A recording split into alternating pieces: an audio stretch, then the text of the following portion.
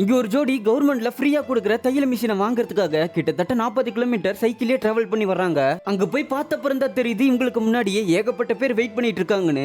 எப்படியே அந்த கூட்டத்துக்கு நடுவுல நின்னு ஒரு டோக்கனையும் வாங்கிடுறாங்க. ஆனா வரும்போது இவரு கீழே விழுந்ததுல கால்ல பயங்கரமா அடிபட்டிருக்கும். இதை பார்த்து அவரோட ஒய்ஃபும் எங்க நம்மள எப்படியும் லேட்டா தான் கூப்பிடுவாங்க, அதுக்குள்ள நீங்க பக்கத்துல இருக்க ஹாஸ்பிட்டலுக்கு போயிட்டு வாங்கன்னு சொல்லிட்டு அமுச்சு விடுறாங்க.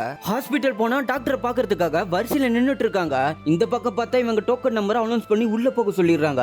இவங்களும் அங்க இருக்க ஆபீசர் கிட்ட என்னோட ஹஸ்பண்ட் ஹாஸ்பிட்டல் போயிருக்காரு, அவர் வர வரைக்கும் நான் வெளியே இருக்கேன்னு சொல்றாங்க. அந்த ஆபீசர் ஏமா மிஷின் வேணும்னா உள்ள போ, வேண்டாம்னா வெளியே போ சொல்லிட்டு திட்டி விட்டுறாரு. இவங்களும் வேற வெளி இல்லாம உள்ள போயிடுறாங்க.